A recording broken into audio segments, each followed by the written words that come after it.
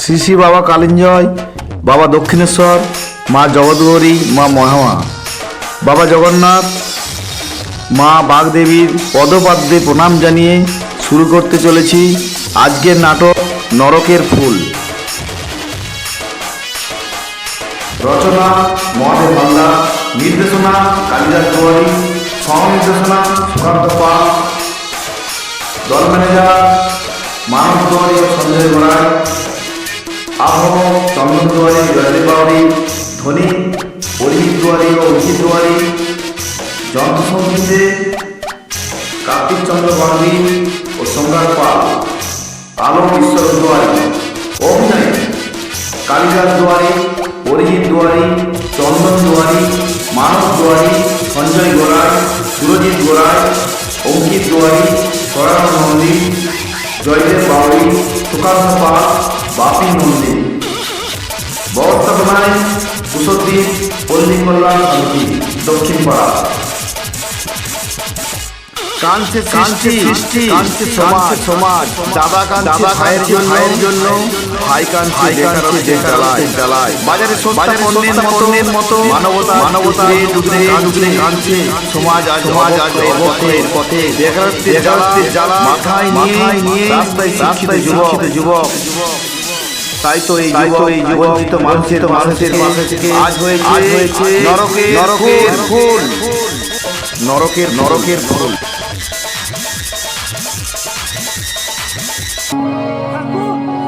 লোকে বলে তুমি করুণাময়, তোমার প্রতি দয়ার অন্ত নেই, তবে কেন তুমি আমার দয়া থেকে বঞ্চিত করে রাখলে ঠাকুর? কেন আমার প্রতি এত নিষ্ঠুর হলে? বলো দয়াময়, বলো আমার কোন পাপে আজ আমার এই পরিণতি? হিরেন, আছো নাকি বাড়িতে? হিরেন, আসুন কাকা বাবু, ভেতরে আসুন। কি মধুর সম্বোধনায় দেখালে, যেন আমি তোমার পরম আত্মীয়। আপনার কথা আমি কোনোদিনও ভুলবো না। আমার বিপদের দিনে আপনি যেভাবে আমাকে উপকার করেছেন মনে রেখেছো তাহলে? আমি তো ভাবলাম আমার কথা বোধহয় তুমি ভুলে গেছো। তাই কি কখনো পারি কাকা বাবু? বিপদের দিনেই তো প্রকৃত বন্ধুকে চেনা যায়। শাস্তি আছে। দেখো, আমি তোমার সঙ্গে শাস্ত্র নিয়ে আলোচনা করতে আসিনি, এসেছি আমার পাওনা টাকা আদায় করতে। জানো তো সময়ের দাম আছে আমার। জানি বই কি কাকা বাবু, আপনি কত কাজের মানুষ। তাহলে অযথা দেরি না করে আমার টাকাটা ঝটপট ফেলে দাও। দাও। টাকা? শুনে যে একবারে হ্যাপাস হতে পড়লে, চলো আমি তোমার কাছে হাত পাতে ভিক্ষে চাই। দাদা, ও কথা বলে আমাকে অপরাধী সাজাবেন না কাকা বাবু। অপরাধী তুমি হবে কেন? অপরাধী তো আমি। যখন 1400 খেতে পাওনি, তখন আমার কাছে গিয়ে কি কান্নাকাটি শুরু করে দিলে। আর আমিও আমার সরল বিশ্বাসে তোমাকে 3000 টাকার মুদিখানার মাঝে হাত দিলাম। কিন্তু আজ 3 মাস হয়ে গেল, তুমি একটা ফুটো কানা করিয়ে দিলে না। দিন আমাকে যত পারেন ভিক্ষা দিন, আমি যে অসহায়। অসহায়? টাকা যদি শোধ করতে না পারবে, তবে ধার নিয়েছিল কেন? আমি তো আর তোমাকে ভিক্ষা দিইনি। তখন ভেবেছিলাম নরেন যে কোনো একটা চাকরি পাবে, কিন্তু ভাগ্যের পাখা খেলায় আজ আমরা পরাজিত। চাকরির চেষ্টা থাকলে তো চাকরি পাবে। যে ছেলে পায়ে পায়ে বস্তানি করে পড়ায়, সে পাবে চাকরি? আমার ভাই অপদার্থ। দাদার এই অবস্থা দেখেও যে ভাইদের চেতনা ফিরে না, তারা তোমার ভাই নয়, তোমার শত্রু। আমি হলে আমার ভাইদের মুখ দর্শন করতাম না। ছোটবেলায় বাবা মা মারা গেছে, আমি ওদের দু ভাইকে বুকে করে আঁকড়ে রেখেছি। একদিনের জন্য ওদের বুঝতে দিইনি বাবা মায়ের অভাব, তাই আমি ওদের শাসন করতে পারি না। তবে আর কি, তোমার ভাই দিয়ে তুমি লাই দিয়ে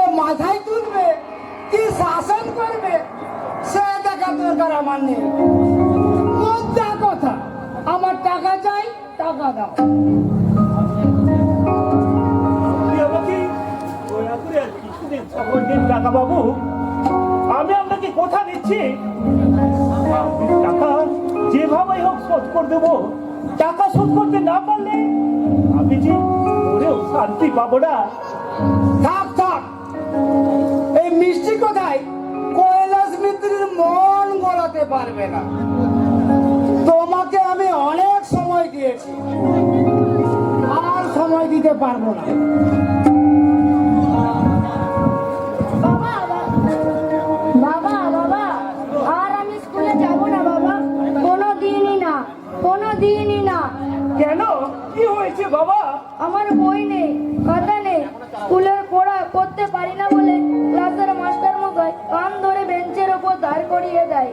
এই দেখো না বাবা, আমার নিচে কষ্ট হয়েছে, শরীর দাগ বসে আছে।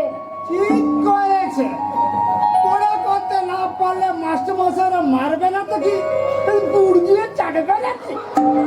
বলি গরিবের ছেলে, অত লেখাপড়া সব শিখেছে, বিদ্যাসাগর হবে, বিদ্যাসাগর। টাকা বাবু,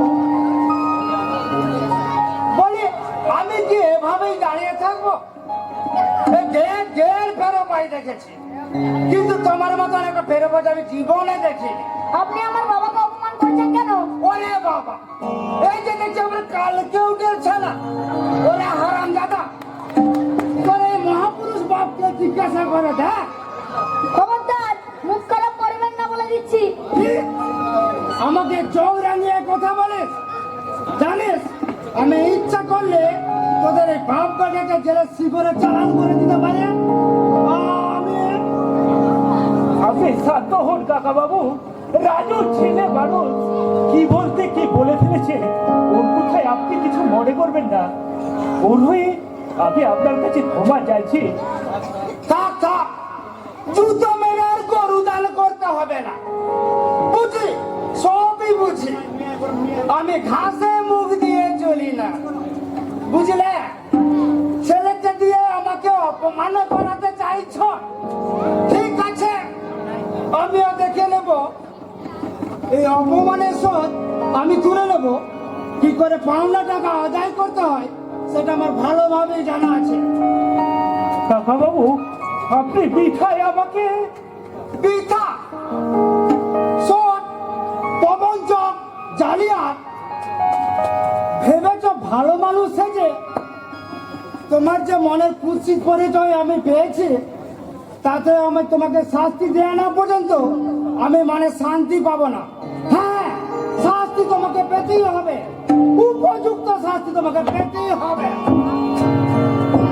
আমি সৎ, আমি প্রবঞ্চক, আমি জালিয়াত, জীবনে কোনোদিন মিথ্যা কথা বলিনি, মানুষকে ঠকাইনি, অথচ আমার অদৃষ্টে পাওনা।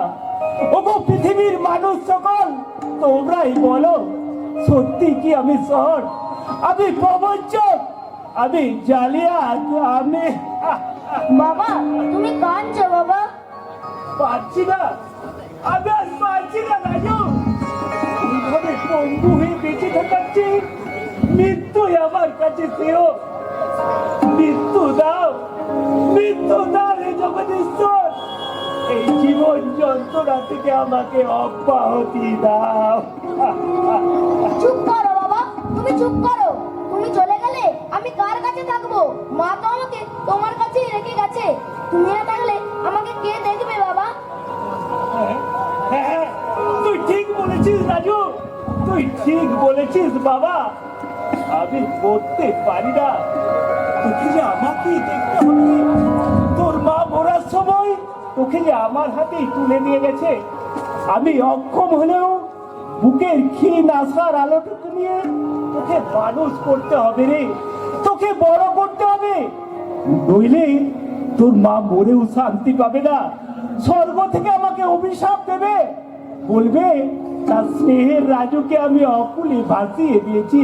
বাবা, দাদা, তোর মায়ের কাছে আমি মিথ্যাবাদী চাইতে পারবো না রে, কিছুতেই না, কিছুতেই না। কিন্তু না বাবা, তুমি কিন্তু না, আমি খিদে পেলেও তোমার কাছে খেতে চাইবো না। ছেঁড়া জামা প্যান্ট পরে থাকবো, তবু নতুন জামা প্যান্ট কিনে দেওয়ার জন্য তোমার কাছে কোনোদিন বায়না করবো না। তুমি কাঁদলে আমার খুব কষ্ট হয় বাবা, খুব কষ্ট হয়। আকাশ পাতাল তোমরা সবাই শুনছো? এক রত্তি দুধের শিশু, সেও চায় না তার বাবাকে কষ্ট দিতে। এরপরেও কি তোমরা বলবে আমি শহর, আমি প্রবঞ্চক, আমি জালিয়াত? সত্যি যদি আমি জালিয়াত হতাম, তাহলে কি বইয়ের অভাবে আমার ছেলেকে পড়াশোনা বন্ধ করতে হতো, নাকি ওই পাওনাদারেরা আমাকে এইভাবে অপমান করে যেত? কেমন আছেন বর্দা? কে ভাস্কর? অনেকদিন পরে এলে ভাই, আমাদের বাড়িতে আসে তো প্রায় ভুলে গেছো। না বর্দা, আপনাদের কি কখনো ভুলতে পারি? আপনাদের কাছ থেকে যে স্নেহ ভালোবাসা পেয়েছি, বিশেষ করে আপনার স্নেহের কথা তো আমি কোনোদিন ভুলতে পারবো না। আপনি নরেন সুরেনকে যে চোখে দেখেন, আমাকেও তো সে চোখেই দেখেন। আসলে কয়েকদিন চাকরির জন্য হন্য হয়ে ঘুরে বেড়াতে তো তাই।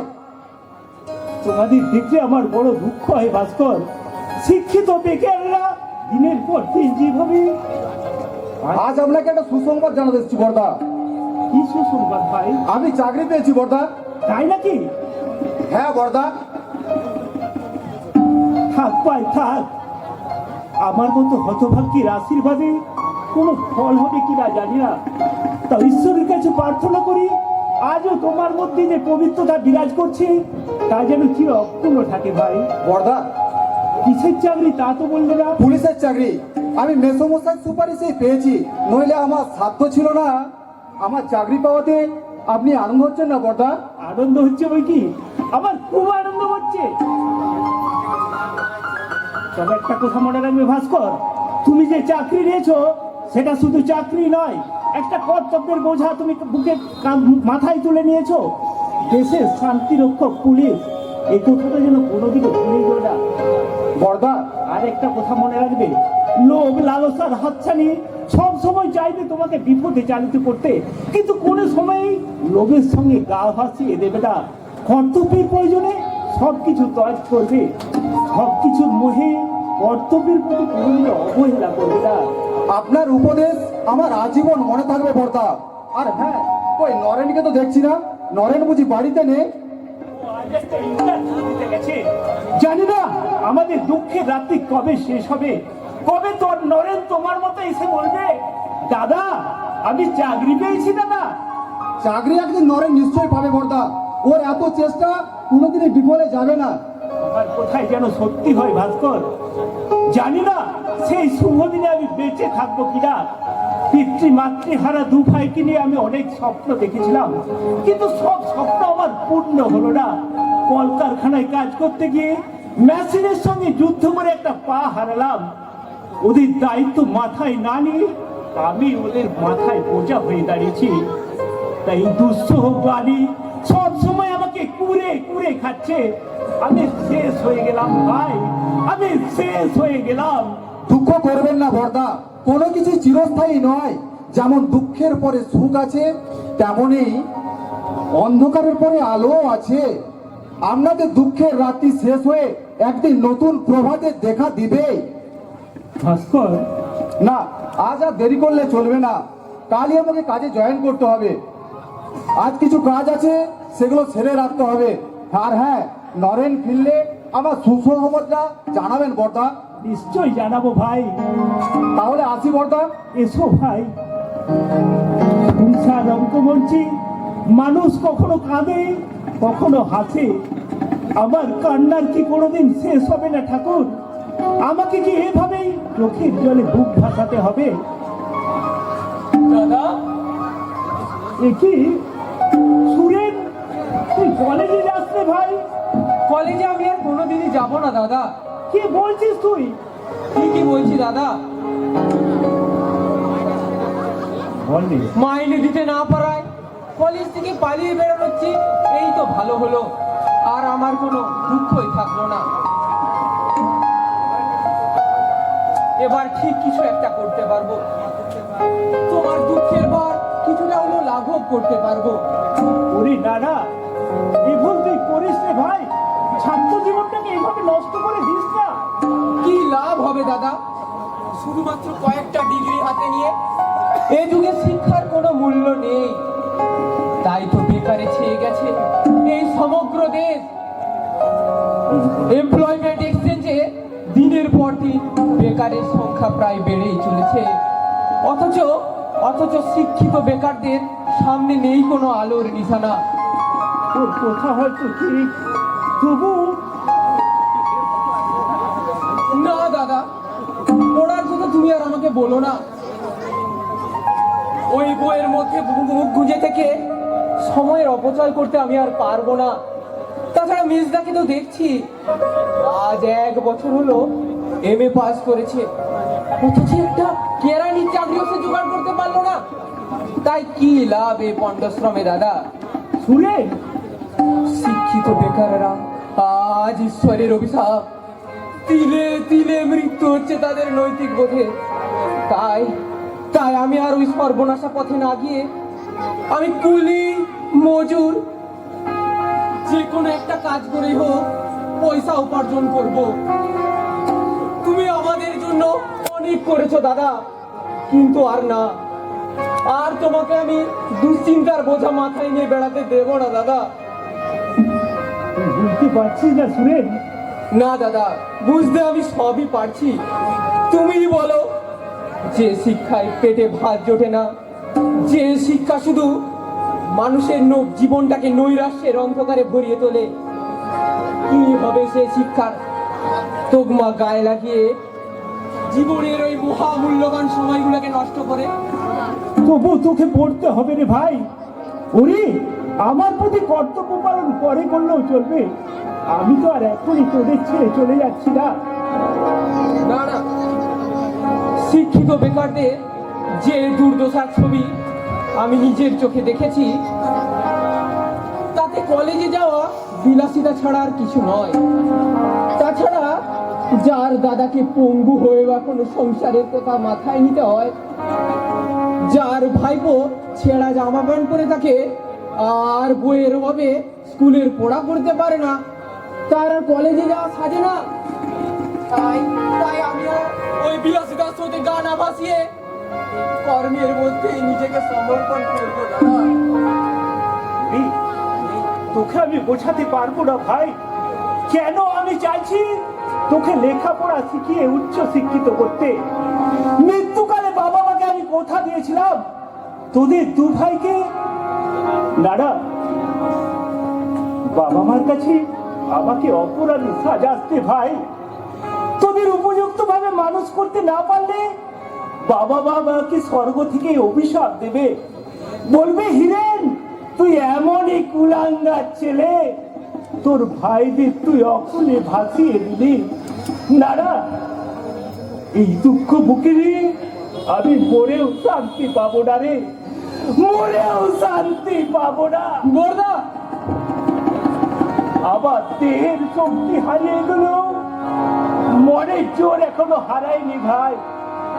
প্রয়োজন হলে মানুষের দুয়ারে দুয়ারে গিয়ে ভিক্ষা চাইবো, তাদের বলবো ওকে ঈশ্বরের সৃষ্টি মানুষ, জীবন যুদ্ধে পরাজিত এক হতভাগ্য তোমাদের করুণার দ্বারে এসে দাঁড়িয়েছে, তোমরা আমাকে কিছু ভিক্ষা দাও, ভিক্ষা দাও, ভিক্ষা দাও।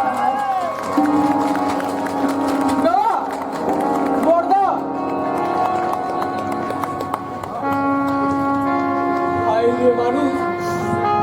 মানুষের প্রতি কিন্তু আমাদের কোনো দিনই দয়া হবে না। যে কারখানায় কাজ করতে গিয়ে দাদা তার একটা পা হারালো, সেই কারখানায় কি একটা টাকাও ক্ষতিপূরণ দেওয়া হবে না? দেবে না, এই নিষ্ঠুর সমাজ স্বেচ্ছায় কাউকে কিচ্ছু দেবে না, জোর করে আদায় করে নিতে হবে।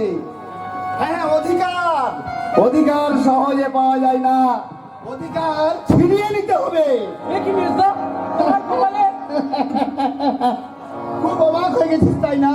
না মানে ভাবছিস আমি বোধহয় পাগল হয়ে গেছি। মির্জা, ভাই, আমাকে খুব সুন্দর মানিয়েছে, তাই না রে? মির্জা, কি রে, আমার মুখের দিকে তাকিয়ে অবাক হয়ে কি দেখছিস? ভাবছিস আমি বোধহয় পাগল হয়ে গেছি? না রে না, এত সহজে আমি পাগল হয়ে যাব না। এবার আমি একদাই অগ্নিশিখা হয়ে জ্বলে উঠবো, বুঝিয়ে দেবো প্রতারণার ফল কি ভয়ঙ্কর, কি কঠিন।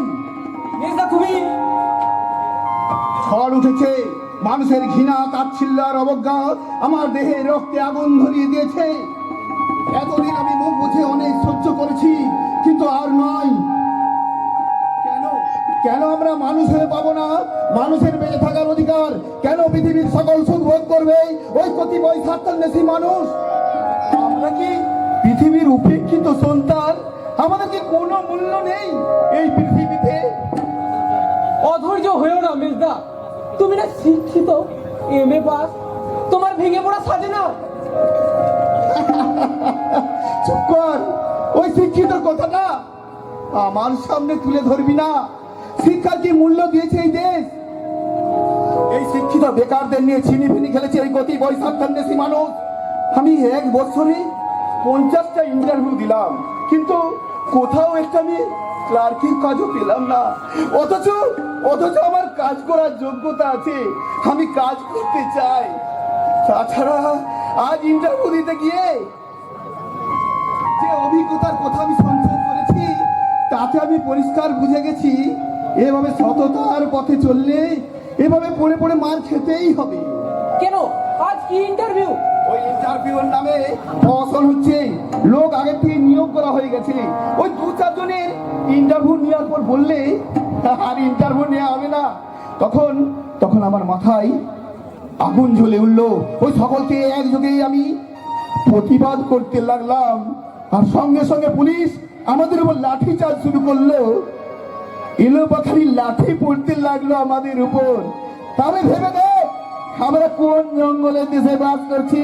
ওই চাকরি চাইতে গিয়ে পুলিশের লাঠির আঘাত নিয়ে বাড়ি ফিরছি। না না, এটা অন্যায়, বিরাট অন্যায়। তাই আর সহজ সরল পথে নয়, এবার আমি বাঁকা পথেই চলবো। ভেঙে ফেলবো এই ধনীর ইমারত, ভেঙে চুরমার করে দেবো। মানুষকে যারা মানুষ বলে জ্ঞান করে না, যারা অমানসিক পৈশাচি উল্লাসে মেতে ওঠে, তাদের আমি টেনে নামিয়ে আনি ওই পথে ধুলোই। বুঝিয়ে দেবো ওই এক শ্রেণীকে বঞ্চিত করে তারা কখনোই সুখ শান্তি ভোগ করতে পারবে না, কিছুতেই না। মির্জা তুমি, আমি জানি তাতে হয়তো আমার মৃত্যু হবে, কিন্তু সে মৃত্যু আমি হাসি মুখে বরণ করে নেব রে। এভাবে তিলে তিলে মৃত্যু হওয়ার চেয়ে একেবারে শেষ হয়ে যা অনেক ভালো রে। আমিও তো সৎভাবে বাঁচতে চেয়েছিলাম, কিন্তু নিষ্ঠুর সমাজ আমাকে বাঁচতে দিলে না রে, আমাকে বাঁচতে দিলে না, আমাকে বাঁচতে দিলে না। মির্জা ওই লোকে লোকে আমাকে ঘৃণা করবে, ওই আইন বলবে আমি অপরাধী। তবু আমার জীবনে একটাই সান্ত্বনা থাকবে, ওই বঞ্চিতের চোখের জল মোছাতে আমার এই তুচ্ছ জীবনকে আমি বাজি রেখেছি। হ্যাঁ, ওই বঞ্চিতের চোখের জল মোছানোই হবে আমার জীবনের একমাত্র ব্রত। আমি ধৈর্যটি তথাই অকাল বৈশাখী, আমি বিদ্রোহী সুতাবিত্ত বিধাত্তে। মির্জা, শোনো মির্জা, মির্জা। শিক্ষিত বিবেক আজ অন্ধ আক্রোশে অন্যায়ের প্রতিশোধ নিতে চাইছে। ও গো ঠাকুর, তুমি আমার মেজদার সুবুদ্ধি দাও, সুবুদ্ধি দাও। ও হিরণদা, বাড়িতে আছেন? কি ছোট বাবু, আপনি আপনি আমাদের বাড়িতে? কেন, মানুষ কি মানুষের বাড়িতে আসতে পারে না? না না, আমি ঠিক তা বলছি না। আপনি ঠিক তাই বলছেন। আচ্ছা, আমি ধনীর ঘরে জন্মেছি বলে আমার কি এতই অপরাধ যে আমি মানুষের সঙ্গে প্রাণ খুলে মিশতে পারবো না? না না, আপনি ঠিক তাই বলছেন। আমি কোথায় আপনার বাড়িতে এলাম, আর আপনি যদি মনের মধ্যে সংকোচ নিয়ে বসে থাকেন তাহলে আমার ভালো লাগে বলুন? আপনি খুবই অবাক হয়ে যাচ্ছেন, ভাবছেন যার বাবা একটা অর্থ পিশাচ তার ছেলে এমন কি করে হলো। আপনি বিশ্বাস করুন, বাবার অন্যায়কে আমি মন থেকে এখনো মেনে নিতে পারিনি। মাঝে মাঝে প্রতিবাদ করে উঠি, কিন্তু কোনো ফল হয় না। ছোটবাবু, আমাদের কারখানায় কাজ করতে গিয়ে আপনি একটা পা হারালেন, অথচ আজ পর্যন্ত আপনাকে একটা টাকাও ক্ষতিপূরণ দেওয়া হলো না। এটা যে কত বড় অন্যায় জানি না। জানি না বাবা অর্থের নেশায় কেন এত পাগল হয়ে উঠলেন, অথচ আগে এমন ছিলেন না। এসো বাবা, দুর্ভাগ্য ছোটবাবু, নইলে স্বীকার করলাম আপনার কথা, কিন্তু মালিকের তো একটা কর্তব্য আছে। যে কারখানায় আপনি হাড় ভাঙা পরিশ্রম করেছেন আর ওই পরিশ্রমের মুনাফা উঠছে মালিক, সে মালিক আপনার বিপদের দিনে আপনার পাশে এসে দাঁড়াবে না? তা তো হতে পারে না। ছোটবাবু, এখনো দ্বিধা, এখনো সংকোচ। আপনি পারেন না আমাকে ভাই বলে আপনার কাছে টেনে নিতে, নাকি আমার বাবার অপরাধের শাস্তি আমাকে এইভাবে দেবেন? আপনি কি বলছেন ছোটবাবু? ছোট বাবু নয়, বলুন ভাই, শুধু ভাই। আপনি বিশ্বাস করুন, আমি বড় ভালোবাসার কাঙাল। আমি মানুষের সঙ্গে মিশতে চাই, চাই মানুষের ভালোবাসা। ওই সুখের অট্টালিকায় আমি বাস করলেও মন আমার সব সময় পড়ে থাকে পল্লীর ভাঙা কুড়ে ঘরে। সেখানে সুখ না থাকলেও শান্তি আছে, আছে পবিত্রতার উজ্জ্বল আলো। ছোটবাবু, আপনি এখনো আপনি আমাকে আপন করে নিতে পারলেন না, পারলেন না আমাকে আমার ভাইয়ের আসনে বসাতে। তাহলে কি বুঝবো বলুন? আমি আপনার ভাইয়ের উপযুক্ত নই? বলুন না, বলুন, আমি আপনার ভাই হতে পারি না? শঙ্কর, তুমি অনেক বড় ভাই, অনেক মহৎ। এই তো, এই তো আপনি আমাকে কতটা আপন করে নিয়েছেন।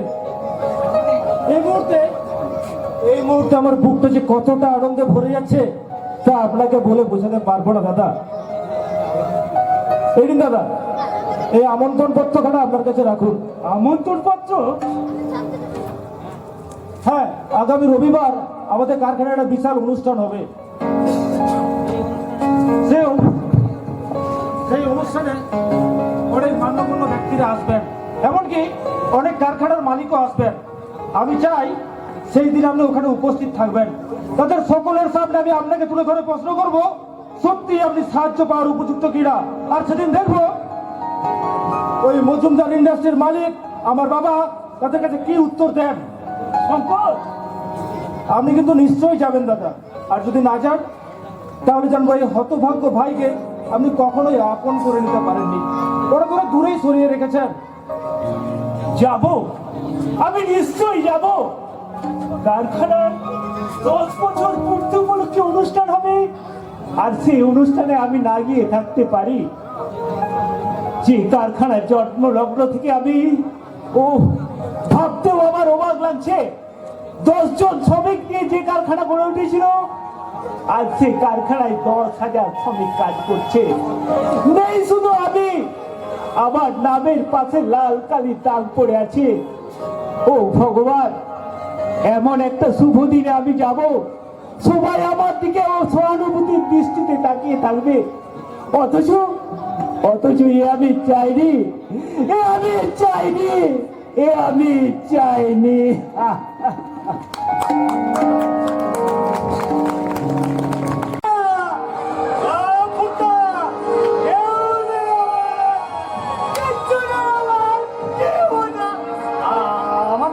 আমাকে আর কেউ কালাতে পারবে না।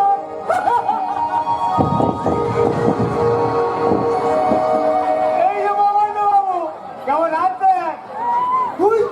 তুই এখানে ভয় পেয়ে গেল। আমি তো বলছি না করলাম,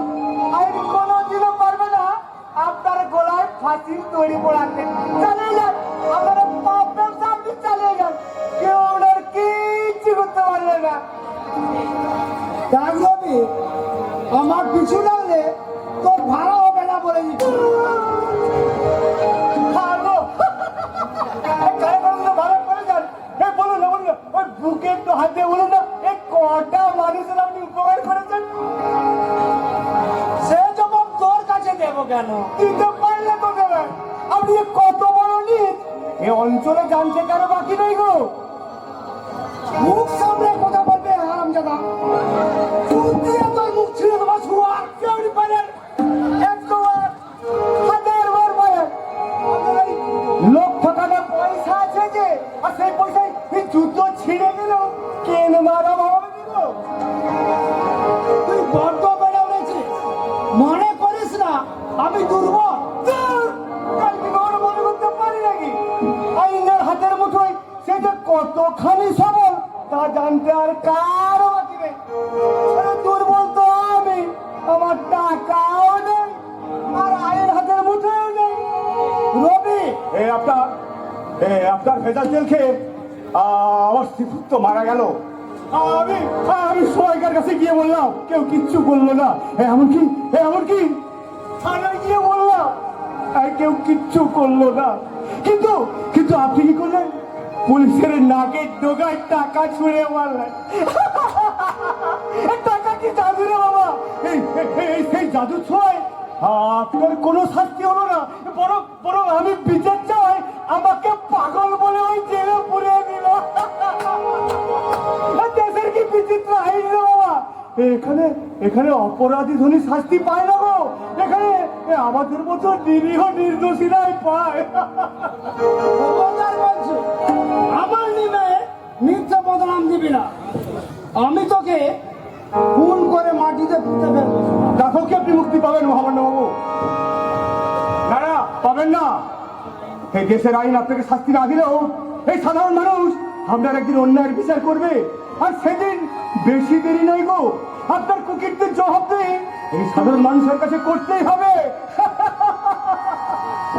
রবি, আমি মানুষের দ্বারে দ্বারে গিয়ে বলবো, ওরে হতভাগা দল, তোরা আর কতদিন ঘুমিয়ে থাকবি? এরপর ওঠ, যাক অন্যায়ের প্রতিবাদ কর। ওই শয়তানদের গলায় টুটি চেপে ধর, যারা খাবারে ভেজাল দিয়ে হাজার হাজার মানুষকে ঠেলে দিচ্ছে মৃত্যু মুখে। সেই সব মানুষ রূপী জানাদের ক্ষমা করিস না, ক্ষমা করিস না।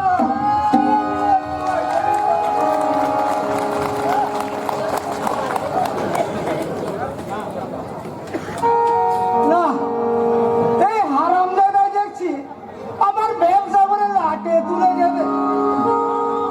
যাই থানার বড় বাবুর সঙ্গে একবার দেখা করে আসি, যাতে বেটাকে ধরে নিয়ে গিয়ে একটু টায়ার দিয়ে দেয়, আমার পিছু যেন লাগতে না পারে। আমাকে শাস্তি দিবে।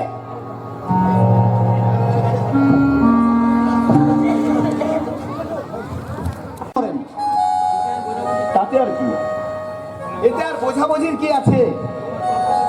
তোর আমার সব কথাই তোকে তো বললাম। সবই আমি বুঝতে পারছি, কিন্তু তোর সঙ্গে আমি একমত হতে পারছি না নরেন। তাতে আমার দুঃখ নেই। আমার মনের মধ্যে যে আগুন জ্বলছে তাতে কোনো বাধাই আমার সামনে প্রাচীর হয়ে দাঁড়াতে পারবে না। নরেন, শিক্ষিত হয়ে কি পেয়েছি আমি? শিক্ষিত বেকারদের নিয়ে ছিনিমিনি খেলেছে। চাকরি চাইতে গেলে জুতো ঠক্কর খেতে হয়। তাহলে আমাদের কি মান সম্মান কোনো কিছুই আমাদের নেই? তোর মনের অবস্থা আমি বুঝতে পারছি নরেন। তুই কি বোঝাবি আমাকে?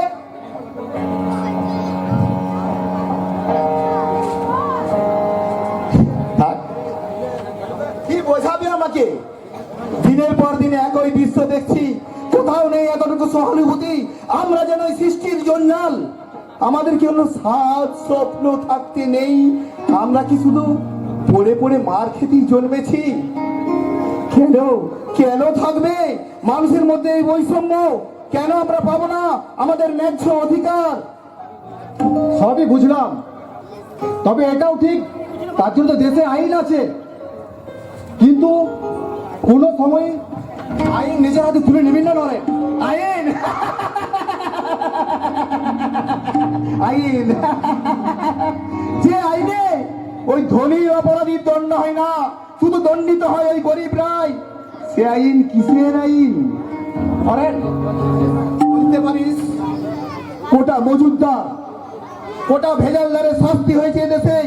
না, শাস্তি তারা পায়নি, কারণ অপদার্থ পুলিশ বাহিনী মাসের শেষে তাদের কাছ থেকে মোটা অঙ্কের মাছও ধরা নেয়, তাই তাদের গায়ে হাত তুলতে তারা সাহস পায় না। তাহলে বল, তোদের ওই আইন সঠিক পথে চলছে তো? তোর অবস্থার কথা বুঝতে পারছি না রে, কিন্তু যতদিন না মানুষের নৈতিক পরিবর্তন ঘটছে, মানুষ নিজের দেশকে ভালোবাসতে শিখবে, ততদিন দেশের বুকে হীনতা থাকবে। বাহ বাহ, চমৎকার একটা যুক্তি খাড়া করলে। তার মানে তোদের ওই আইন ওই অপরাধীদের শাস্তি দিতে পারবে না, এই তো? না না, আমি ঠিক তা বলছি না, আমি বলতে চাইছি থাক, আর আমার কোনো কিছু শোনার দরকার নেই। স্বর্গের বিরাট তারটা আমার ছিঁড়ে গেছে। আমি যে সিদ্ধান্ত নিয়েছি, সে সিদ্ধান্ত আমি কিছুতেই নড়চড় করব না। আমি হব এই সমাজের কোরাল বিভীষিকা। দেখবো তোদের ওই আইন আমাকে কি করে নাগাল পায়। ওরে নরে, মাথা গরম করিস না। ওরে হটকারিতে কোনো মহৎ কাজ হয় না। তুই আমাকে জ্ঞান দিচ্ছিস ভাই? না রে না, আমি শুধু এটুকু বলতে চাইছি, নিজের প্রতি আস্থা রাখ, জীবন যুদ্ধে একদিন ঠিক জয়ী হবি। ভাস্কর, তুই আমার ছেলেবেলার বন্ধু, আমরা একসাথে পড়াশোনা করেছি, ছোট থেকেই দেখে আসছি তুই ভীষণ জেদি।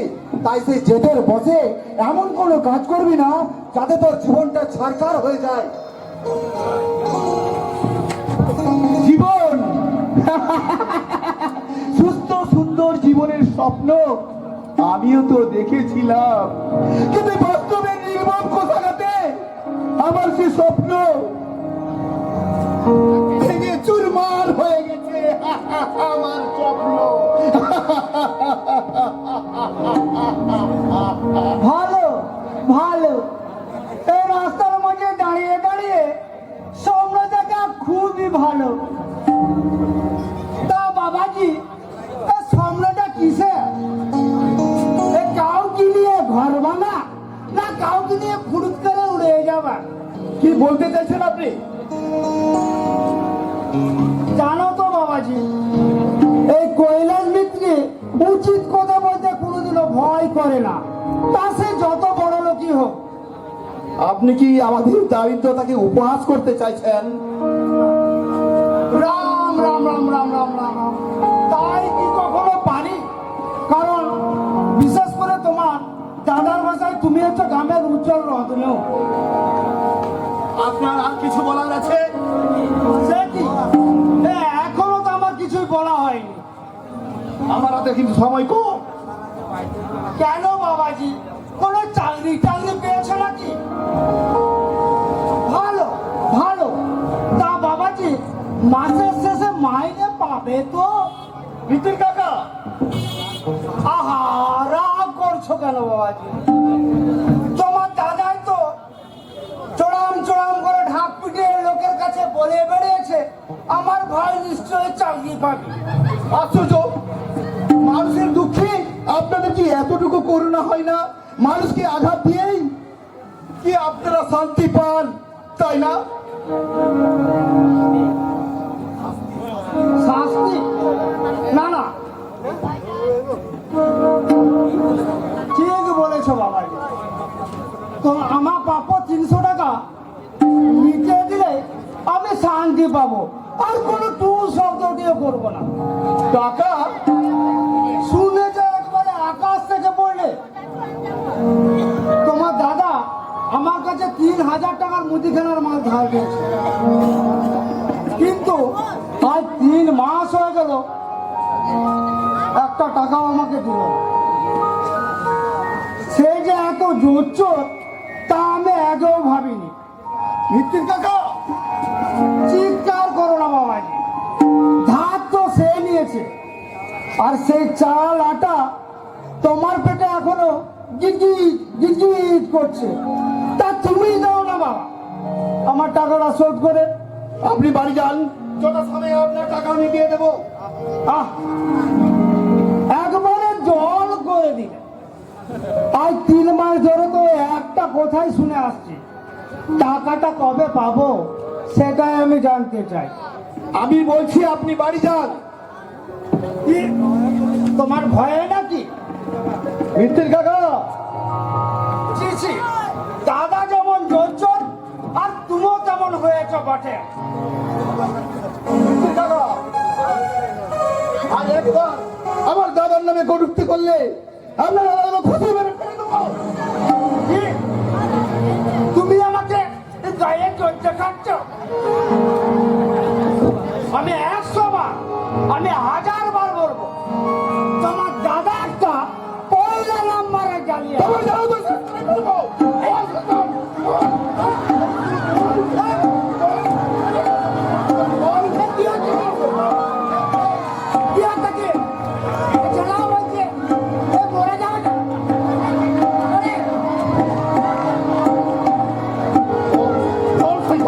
আর কোনোদিন আমার নাম না করে বল।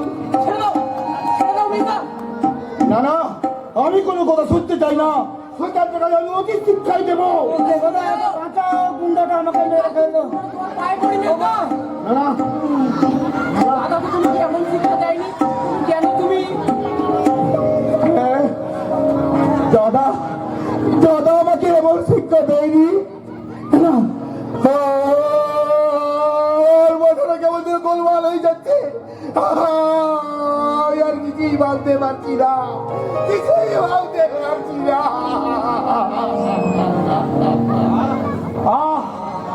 বাজরাম বাবা, ঘর মতন শক্ত হাজরা বাবা। যান, আপনি বাড়ি যান মিত্তির কাকা, আমি আপনার কাছে অনুরোধ করছি আপনি বাড়ি যান।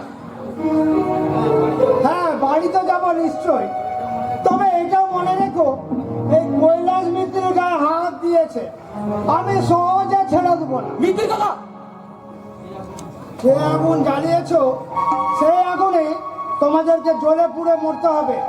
হ্যাঁ, এটাই আমার শেষ কথা। দাদা হ্যাঁ, দাদা, সুরেন, তুই এখানে এলি কেন সুরেন? চলো বাড়ি চলো দাদা। জানিস সুরেন, ওই শৈতানটা দাদার নামে যা নয় তাই বলছিল। আমি মাথা ঠিক রাখতে পারি ভাই। তুই বল ভাই, তুই আমার পিতৃ তুলো দাদাকে অপমান করবি, আর আমি কি তা বুঝে সহ্য করতে পারি? আমরা যে গরিব দাদা, সবার সবার সব অপমান আমাদের মুখ বুঝে সহ্য করতে হবে। কেন সহ্য করব? আমরা গরিবের ঘরে জন্মেছি বলে আমরা কি এতই অপান্তেও যে আমাদের কোনো সম্মান থাকবে না? আমরা কি এতই অচ্ছুত? মির্জা, স্বপ্ন দেখা একটা আহত পাখি এই বাস্তবে রুক্ষ ভূমিতে দাঁড়িয়ে ডুকরে ডুকরে কাঁদছে। কেউ তার খবর রাখে না রে, কেউ তাকে বুঝতে চায় না, কেউ না। মির্জা, মির্জা, হাজার পাখিটা ওই নীল আকাশের দিকে তাকিয়ে একমুখ স্বপ্ন দেখেছিল, ভেবেছিল ওই মুক্ত আকাশের নিচে সে খুঁজে পাবে তার বাঁচার ঠিকানা। কিন্তু কিন্তু সে পেল না সে তার সুখের ঠিকানা। এই আবর্জনার স্তূপে সে হারিয়ে গেল, হারিয়ে গেল, হারিয়ে গেল।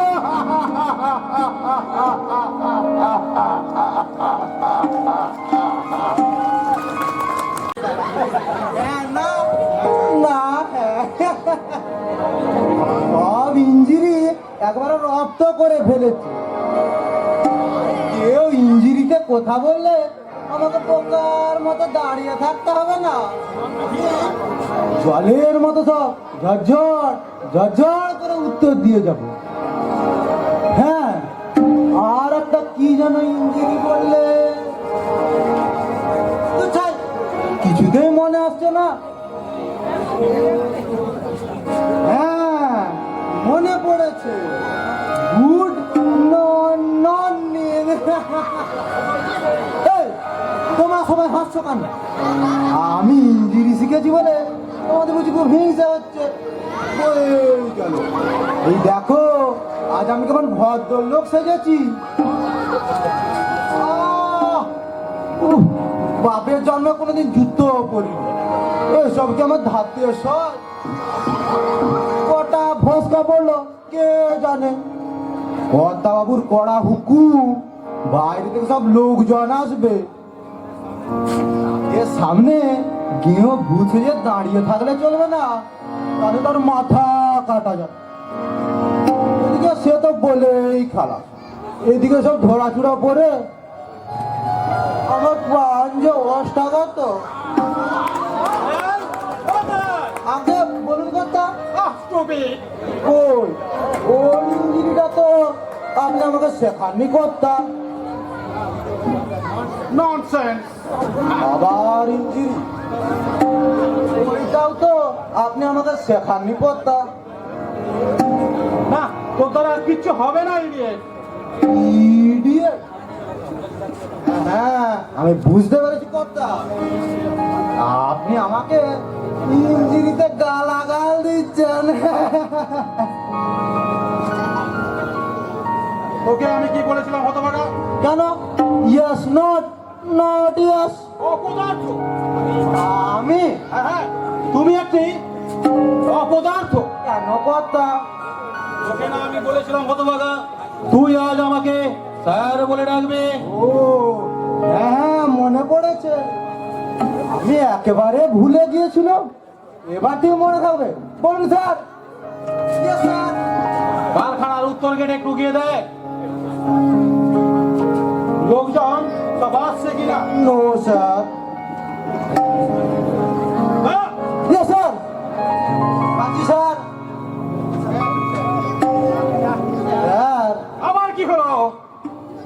আপনি মাঝে মাঝে আমার একটু ধমক দেবেন, নইলে ইঞ্জিনিটা ঠিক মাথায় আসে না। আশ্চর্য, অনুষ্ঠানে সময় প্রায় হয়েই এলো, অথচ ভিডিও সাহেব এখন এসে পৌঁছালেন না। এসেছি, আমি এসেছি স্যার। দেখি তুমি তুমি এখানে কেন? বাহ, আজ অত বড় একটা আনন্দের দিন, আমি কি না এসে থাকতে পারি স্যার? আমি কিছুতেই বুঝতে পারছি না। দাদা, আমি কোনো খারাপ অভিসন্ধ নিয়ে আসিনি স্যার, আপনি বিশ্বাস করুন। বিশ্বাস তোমাকে? আমি? তুমি আমাকে হাসালে হিরেন। কেন স্যার? আমি তো কোনো অবিশ্বাসের কাজ করিনি, যে কারখানায় আমি জীবনের। থাক থাক, ওই কথাগুলো আমি তোমার কাছ থেকে বহুবার শুনেছি, আর শুনতে চাই না। কিন্তু স্যার, ওই কথাগুলো বলে আমার বুকের জমানো ব্যথাগুলো কিছুটা লাঘব করতে পারি স্যার। তবে আর কি, তোমাকে আমি মাথায় করে নিয়ে নাচবো, এটা তুমি মোটেও মনে স্থান দিও না। এ আপনি কি বলছেন স্যার? ঠিকই বলছি। আমি একজন নগণ্য মানুষ, আপনার কারখানার প্রাক্তন শ্রমিক, আমার মাথাটা আপনার পায়ে লুটিয়ে দিতে পারি স্যার, কিন্তু আমার আপনার মাথায় উঠার স্পর্ধা এই হতভঙ্গের যেন কোনোদিন না হয় স্যার। এই নেই গো, আমি তোমার বুদ্ধির তারিফ না করে পারছি না। কেন স্যার? আমি কি কিছু ভুল বললাম? যদি কোনো অন্যায় হয়ে থাকে তাহলে আপনি আমাকে নিজ গুণে মার্জনা করবেন স্যার। ক্ষমা মার্জনা? স্যার, সত্যপ্য মজুমদার জীবনে কোনোদিন অন্যায় করেনি, আর অন্যায়কে বরদাস্ত করেনি। আপনি কেন তুমি এসেছো সে আমি খুব ভালো করেই জানি, তবে তুমি এখানে থাকার একটু প্রশ্রয় দেখাবে না। আপনি আমাকে ভুল বুঝবেন না স্যার।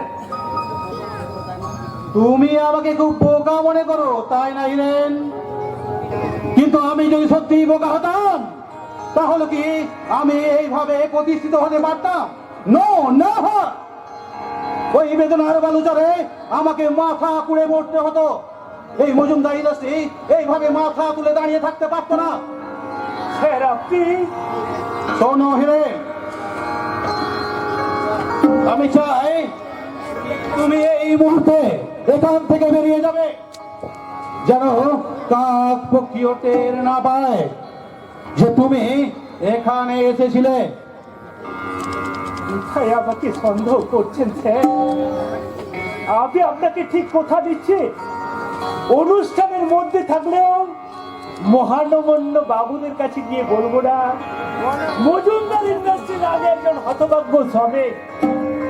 তুমি আমার দুর্ভাগ্যের অন্ধকারে দিয়ে পড়ে থাকবো স্যার, তবু আপনার ওই উঁচু মাথা মাটিতে মিশিয়ে দেব না স্যার, কিছুতেই না। বিরক্ত করো না, যাও এখান থেকে, তুমি এই মুহূর্তে বেরিয়ে যাও।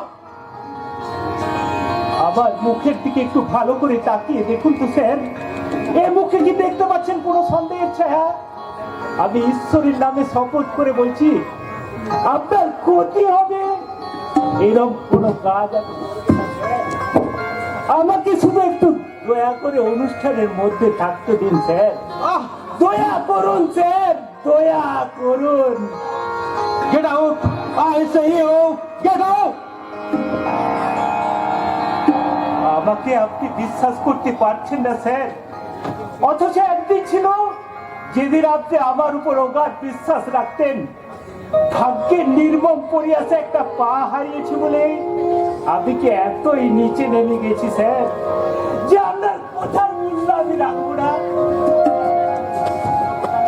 কোনো কথা আমি তোমার শুনতে চাই না, আমি জানতে চাই তুমি এখান থেকে যাবে কি না। আমি জানি তুমি সকলের কাছে একটা সিনকেট করে বসবে। নো নেভার, সে সুযোগ তুমি পাবে না। যাও এখান থেকে, এই মুহূর্তে তুমি বেরিয়ে যাও। এত কষ্ট করে এলাম অথচ ফিরে যাবো স্যার? হ্যাঁ যাবে, আমার আদেশ তোমাকে মানতেই হবে। দাদা, এতখানি নির্দয় আমরা হবেন না স্যার। যে কারখানায় আমি বেশ কয়েকটা বছর কাটিয়ে এসেছি, সেই কারখানায় আজ শুভ অনুষ্ঠান হবে, অথচ আগে বাইরে গিয়ে দাঁড়িয়ে থাকবো স্যার? দাদা, এতখানি দুঃখ বুকে নিয়ে আমি যাচ্ছি স্যার। শুভ লক্ষ্যে পেছনের খালিতে গিয়েই বলবো স্যার। খবরদার আর এক পাও এগোবে না বলে দিচ্ছি। আমি যাব, আমাকে যেতেই হবে স্যার। কি আমাকে ভয় দেখানো হচ্ছে? বেরিয়ে যাও, বেরিয়ে যাও আজকাল। মানুষ মানুষের জন্যে, জীবন জীবনের জন্যে একটু সহানুভূতি কি মানুষ পেতে পারে না? ও বন্ধু, মানুষ মানুষের জন্যে, জীবন জীবনের জন্যে একটু সহানুভূতি কি মানুষ পেতে পারে না? ও বন্ধু, মানুষ মানুষের জন্যে।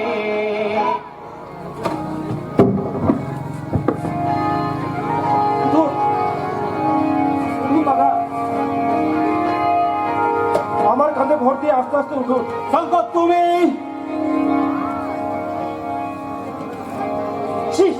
বাবা, একটা মৃতদেহকে চাবুক মারার মধ্যে কি কৃতিত্ব আছে তুমি বলতে পারো? তুমি নিজেকে তুমি ভদ্রলোক বলে জাহির করো, এটাই কি তোমার ভদ্রতার পরিচয়? একটা অসহায় পঙ্গু মানুষকে এইভাবে আঘাত করতে তোমার বিবেকে এতটুকুও বাঁধলো না? তোমার মনুষ্যত্ব চিৎকার করে উঠলো না? শঙ্কর, তুমি আজ তোমার যে সরভাবে নিজের চোখে দেখেছি, এরপরে কি পারবো তোমাকে আমার শ্রদ্ধার আসনে বসাতে, তোমার পায়ে শ্রদ্ধার পুষ্পাঞ্জলি অর্জন করতে? মায়া মমতা মনুষ্যত্বের ছিটে ফোটাও যার মধ্যে নেই, সে যে আমার বাবা, এটা ভাবতেও আমার ঘেন্না হচ্ছে। এত বড় কথা তুমি আমার মুখের উপর বলতে পারলে শঙ্কর? আমি না তোমার বাবা, এটাই তো আমার জীবনের সব থেকে বড় লজ্জা। আমি এমনই এক পিতার সন্তান যার জীবনে অর্থ সব থেকে বড়, মানুষের কোনো মূল্য নেই। শঙ্কর, তুমি মানুষকে যে ভালোবাসতে পারে না সে এই সমাজের শত্রু। তাই তুমি আমার জন্মদাতা পিতা হলেও তোমার এই অন্যায় আমি কখনোই সহ্য করব না। কি করবে তুমি? সেটা আমার ভবিষ্যৎই উত্তর দেবে। শুধু এইটুকু জেনে রাখো, আমি তোমার ছেলে হলেও, তোমার রক্ত আমার শিরায় শিরায় প্রবাহিত হলেও আমি কখনোই পারবো না আমার মনুষ্যত্বকে অর্থের যুবকাষ্টে বলি দিয়ে তোমার মতো একটা বিবেকহীন অমানুষ চাইতে। আমি আমি মানুষ হয়েই মানুষের মাঝে বেঁচে থাকতে চাই। সম্পদ, তুমি কি কি অপরাধ করেছিল এই অসহায় পঙ্গু মানুষটা? আমি আমন্ত্রণ জানিয়েছিলাম, তাই উনি এসেছিলেন, কিন্তু তুমি তাকে দিলে আঘাত, চরম আঘাত। যে দেখো, ওর কপালের রক্তবিন্দু এখনো শুকিয়ে যায়নি, চোখের জলে লেখা আছে কত না বলা কথা। দাদা, আবার কিছুই হয়নি ছোট বাবু, আবার কিছুই হয়নি। আমি একজন নগণ্য মানুষ, আমার ছোট আপনি বাবার সঙ্গে বিবাদ করবেন না। আমি চলে যাচ্ছি ছোট বাবু, আমি চলে যাচ্ছি। দাদা, আপনি যাবেন না হিরণদা? দাদা, আমি তো আর এখানে থাকতে পারি না। আমি বড় বেশি লোভ করেছিলাম, সেই লোভের ফল হাতে হাতেই পেয়ে গেলাম। আমার আরো আগে জানা উচিত ছিল আমি একটা মূল্যহীন অচল পয়সার কদর কেউ করে না, তার স্থান ওই আবর্জনা স্তূপে। তুমি আপনার কোনো ভয় নেই স্যার, আপনার কারখানার এই হতভাগ্য সবে অনুষ্ঠানের বাইরে গিয়ে দাঁড়াবে, জানে হৃদয়টা আমার কেঁপে উঠবে। আমি দু হাত দিয়ে হৃদয়ের সমস্ত দুঃখকে চেপে ধরবো, এই বলে মনকে সান্ত্বনা দেব। ভগবান যাকে কাঙাল সাজিয়েছে এই মানুষের পৃথিবীতে, তার কোনো অধিকার নেই, কোনো অধিকার নেই, কোনো অধিকার। কারণ হিরণদা, আমিও যাবো আপনার সঙ্গে। তুমি কোথায় যাবে? এখনই অনুষ্ঠান শুরু হবে। তাতে আর আমাকে কোনো প্রয়োজন হবে না বাবা, কিন্তু যে হতভাগ্য মানুষটা এখান থেকে চরম অপমানিত হয়ে ফিরে গেল, তার পাশে গিয়ে আমাকে দাঁড়াতেই হবে। অন্তত আজকের দিনে তার চোখের জলের ভাগ আমাকে নিতেই হবে। তুমি আমার মনুষ্যত্বকে অবমাননা করে আমি সভ্য হতে চাই না বাবা। তা তুমি আমাকে ধিক্কার দিলেও ওই স্বর্গ থেকে, মায়ের আশীর্বাদ থেকে আমি কখনোই বঞ্চিত হব না, কখনোই বঞ্চিত হব না। আশ্চর্য, একজন প্রাক্তন শ্রমিকের জন্য শঙ্করের এত মাথা ব্যথা কেন? এ আমি কিছুতেই বুঝতে পারছি না। তবে কি শঙ্কর? না না, এ আমি কিছুতেই হতে দেব না। আমি আমার এই তিল তিল করে গড়ে ওঠা সাম্রাজ্যের উপর কোনোভাবেই কাউকে থাবা বসাতে দেব না। তাতে যদি আমার ছেলে শঙ্করকে এই পৃথিবী থেকে সরিয়ে দিতে হয়, আমি তার জন্য